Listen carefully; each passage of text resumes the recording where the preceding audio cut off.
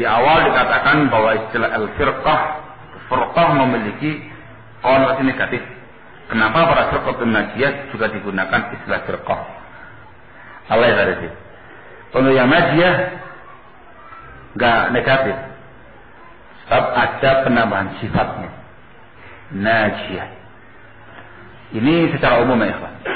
Nama furqah, firqah, kemudian iftirak dan segala macamnya itu jelek konotasinya. Kalau al-jamaah itu bagus konotasinya. Sebagai ulama mengatakan jangan menyebut jamaah tabligh. Itu katakan firqah tabligh. Jangan mengatakan jamaah Islamiyah, tapi firqah muntasibah ila Islam. Ini pada umumnya, apalagi terkait dengan pembahasan masalah al-ahwa'il tadi. Kata-kata firqah dan furqah mesti jeleknya ketika berkaitan dengan masalah hawa nafsu.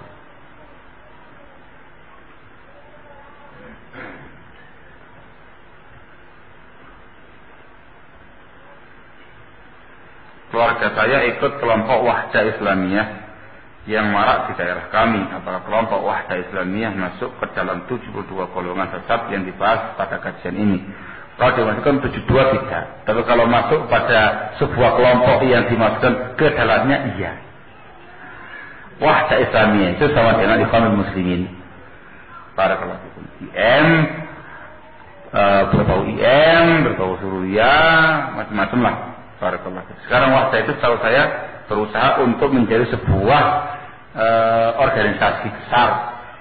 Mau disetarakan kayak Muhammadiyah, kayak NU, kayak Persis gitu. Allahumma ta'ala. Ada bila syak wahdah.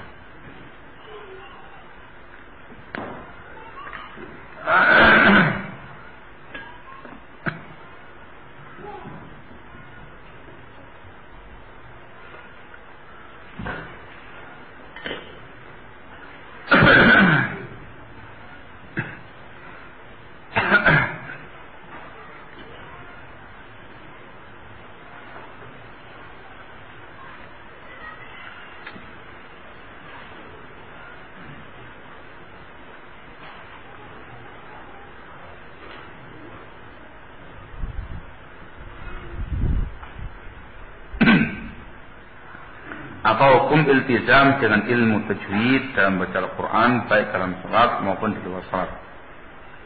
Artinya dalam baca Al-Quran dulu. Iya, harus itu ya. Harus jangan dibaca dengan kualitas tajwidiyah baik baca Al-Quran dalam salat ataupun di luar salat. Namun dibedakan antara tilawah dan istidlal. Kalau tilawah itu membaca Al-Quran, tilawatan wa qiraatan, itu harus menggunakan qawaid tajwidiyah. Tapi kalau istidlal sedang berdalil dengan membawakan ayat Quran, tidak harus. Ada farqun bainahuma. Itu diterangkan sama Mas Syekh kemarin ketika di sini. Barakallahu fiik. Sebagai Mas Syekh menerapkan seperti itu. Ketika pas berhujjah dengan ayat, membaca Al-Quran. Ini sebagai Mas Syekh. Nah, itu cocoknya untuk orang-orang awam. Orang pas lagi taklim sama orang umumnya masyarakat muslimin yang masih belum lama mengerti agama itu. Nah, pas sedang berhujjah dengan ayat, kalau pas dai-nya bacanya bagus, dibacakan lantunan ayat tadi dengan suara yang merdu. Nah, itu menyentuh hati mereka. Melepas. Tapi nggak ada keharusan. Apakah menyimpan uang di dalam rumah menghalangi malaikat masuk rumah? Pada uang ada gambar makhluk hidup. Masya Allah. Ini kondisinya darurat. Barakallahu fikum. Tapi dia diupayakan jangan ditampakkan, disembunyikan dalam dompet, dalam lemari, misalnya. Sebagian ulama betul-betul mempraktekannya, tidak memasukkannya dalam rumah. Dimasukkan dalam haus. Tahu haus? Haus itu tempat jemuran. Di sana, ini saya dikasih tahu caranya Syekh Mukbil bin Hadi. Rumah di Yaman itu jangan kayak rumahnya antum yang jemurannya di luar gitu, enggak. Jadi satu komplek rumah. Amam jemurannya di dalam, entah di depan, di tengah, atau di belakang, atau di samping. Kemudian di atasnya ditutupi dengan sabat. Sabat itu apa ya? Itulah yang reng-reng besi yang lubangnya kecil gitu. Apa namanya? Serimit. Ini bukan gede-gede kotak-kotak segini. Sekali. Ditutup semuanya, lengkap. Ada batu, tutup, nggak turun ke bawah, nongol di atas. Satu, ada daun-daunan, aman. Katanya, saya sih nggak menemui beliau. Kata-kata beberapa orang yang mengetahui caranya beliau, uangnya ditaruh di sebelah situ.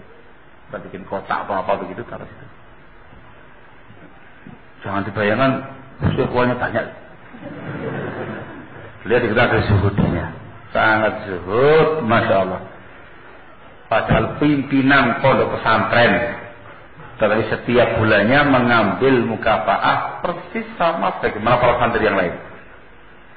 Di mahatnya beliau yang sudah berkeluarga mendapatkan mukafaah 3.000 rial Yaman, senilai 150.000 rupiah. Terusnya 1 rial 50 rupiah. Barakallahu fiik. 3.000 rial itu yang beliau ambil. Berhubung beliau istrinya banyak, masnya kasih 3.000. Kemarin belum meninggal beliau 3 istrinya. Yang pertama punya 3.000. Pondok internasional kelasnya. Nah, sama kayak murid yang lainnya. Begitu. Itu profil seorang syekh yang betul-betul qudwah hasanah. Zaman sekarang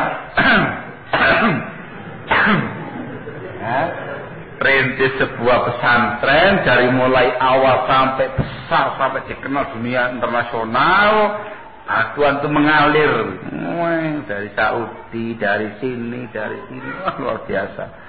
Kalau sedang banyak bantuan, itu jutaan real. Barakallahu. Kalau orang-orang tipe-tipe kayak kita ini, petakil aja lebih banyak daripada jurusnya ya. Allah Ustaz. Ini pondok-pondok saya yang merintis. Orang semua memberikan bantuannya dikarenakan nama saya. Gitu ya, dikarenakan nama. Dia yang ngatur, semua masuk ke rekening dia. Nah ini untuk pondok ya paling 2,5% lah.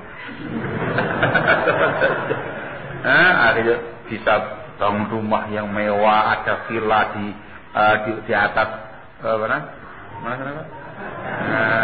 Di puncak kali orang yang tinggi sana itu mobilnya Mercy dan segala macamnya luar biasa. Mau contoh? Boleh juga? Tahu sendiri anda. Setelahnya itu, Allah ya berarti. Setelahnya itu.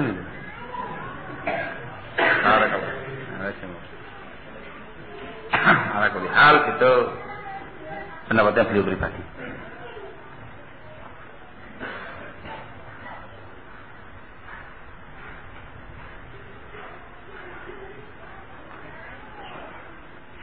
Dalam belajar bahasa Arab sebaiknya tartib kitab yang dipelajari mulai dari apa dan kitab apa yang selanjutnya.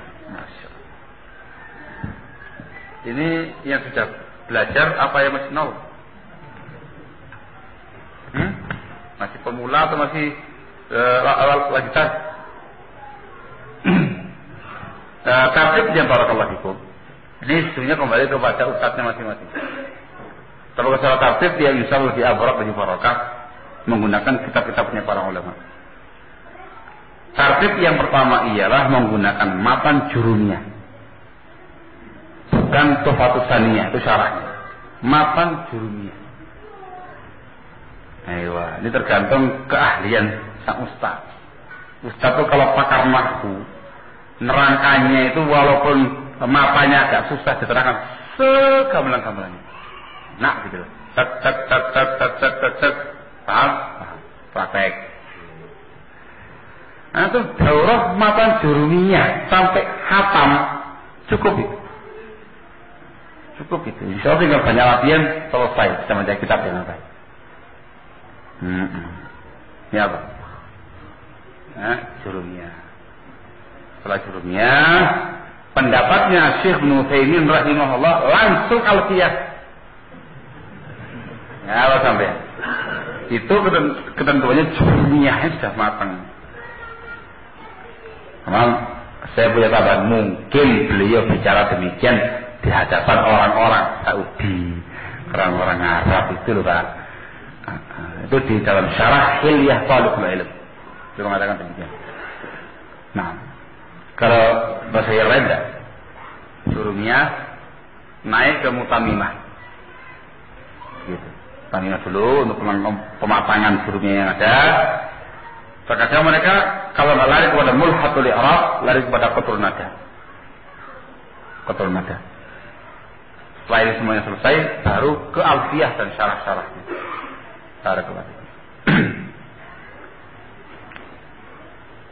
Gitu ya. Itu baru nahwunya, belum syarahnya.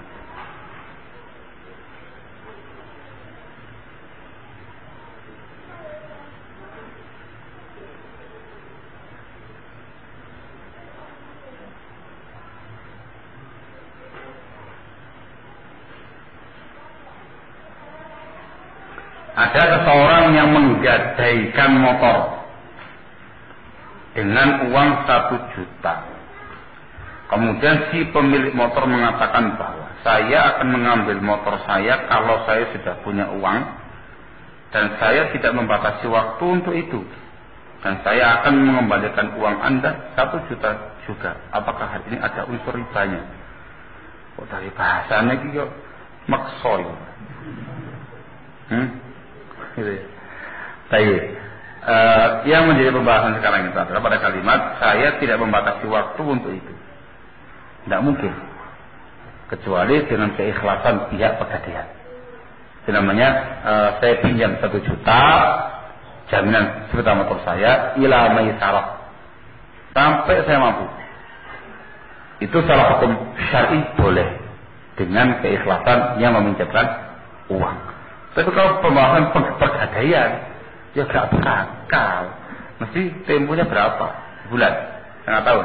Tahun? Gitu. Pengembalian uang 1 juta juga harus pinjam 1 juta, kembali 1 juta. Kembalinya lebih, ya riba.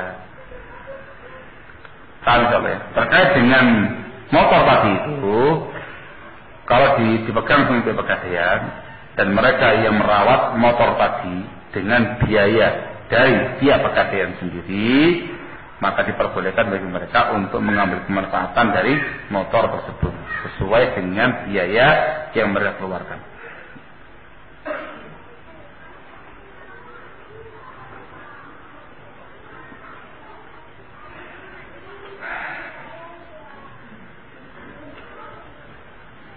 Apakah disyariatkan doa setelah sholat? Enggak. Yang ada zikir. Yang ada zikir ya. Yang ada azkar, duhurus salawat, zikir setelah sholat yang ditentukan oleh Rasul Sallallahu Alaihi Wasallam.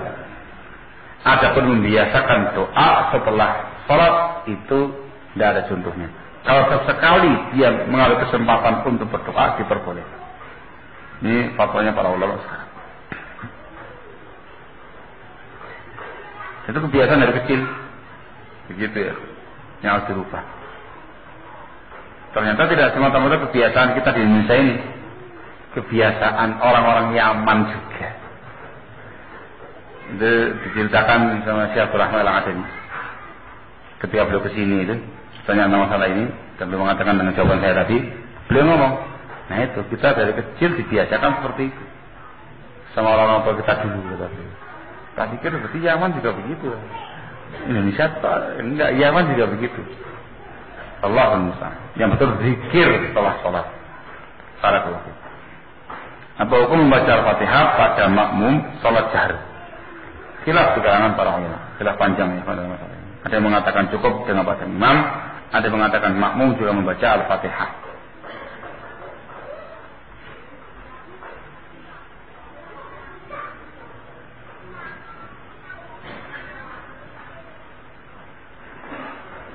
Apakah boleh seseorang meremehkan sifat-sifat yang tercela seperti berdusta, tidak amanah dan yang lain-lain? Ya gak boleh tuh. Apakah bila suka berbuat hal-hal tersebut akan terjatuh dalam sifat yang lebih parah atau dosa lain? Dusta itu dosa. Tidak amanah atau khianat itu dosa. Dosa dia. Jangan memiliki sifat yang semacam itu.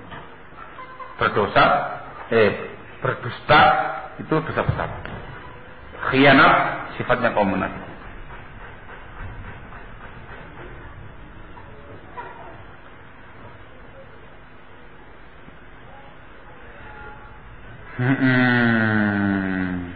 Allah. Cukup? Sudah? Ada lagi?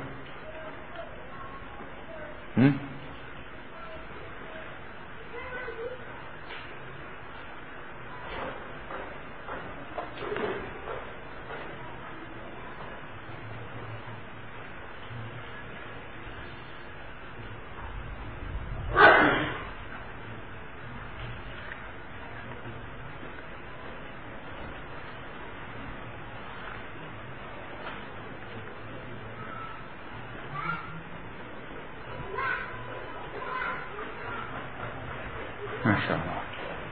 Ini cukup tajam pertanyaan. Apakah perkara khilafiyah ijtihadiyah hanya terdapat pada permasalahan fiqhiyah saja, atau juga bisa terjadi pada permasalahan dakwah? Masya Allah.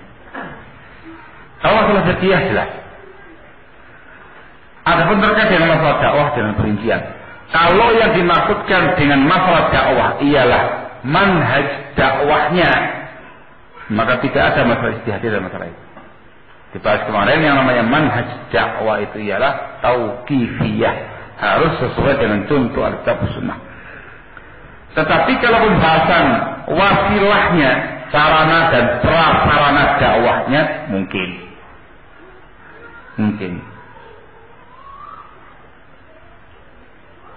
Barakallahu. Masya Allah. Cukup.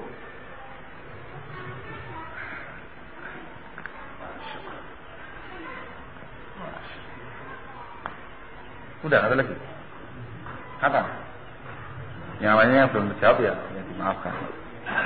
Tinggal dijawab kadang sudah berkali-kali tanyakan, mungkin nggak dijawab karena nggak tahu jawabannya. Ya, harus itu. Sudah ya?